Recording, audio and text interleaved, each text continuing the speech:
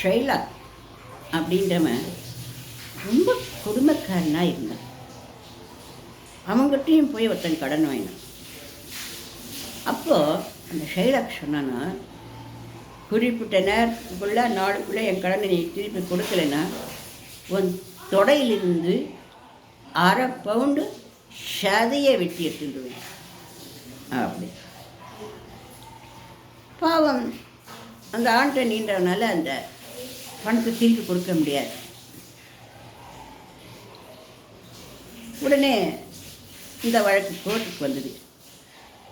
கோர்ட்டில் போஷியான்னு ஒரு பெண்மணி, மிகச்சிறந்த வக்கீல். அவன் சொன்னான், இந்த பார்ப்ப ஷைலா, சதை தானே கேட்டேன், நீ 1/2 பவுண்டு சதை? ஆமாம், கடன் திருப்பி கொடுக்குறேன்னா 1/2 பவுண்டு சதை எடுத்துப்பேன்னு சொன்னேன். ஒரு சொட்டுடத்த வழியில் வரக்கூடாது, புரியுதா? சொட்டுடத்த வழியில் வராமல் சதி எடுத்துக்கோ. 1/2 பவுண்டுன்னு சொன்னேன். அதுக்கு மேலே ஒரு இன்ச்சு போச்சுன்னாலும் உன்னோட மொத்த பணத்தையும் அவனுக்கு கொடுத்துணும். சரிதானா அப்படின்னு கேட்டான். எப்படி முடியும்? ரத்தம் வராத சதையை பிச்சை முடியுமா? முடியாது இல்லையா? அதுபோல் கட் பண்ணிச்சா 1 இன்ச்சு மேலே 1 இன்ச்சு குறைவாக தான் படும் சதையெல்லாம் கட் பண்ணிச்சேன் இல்லையா?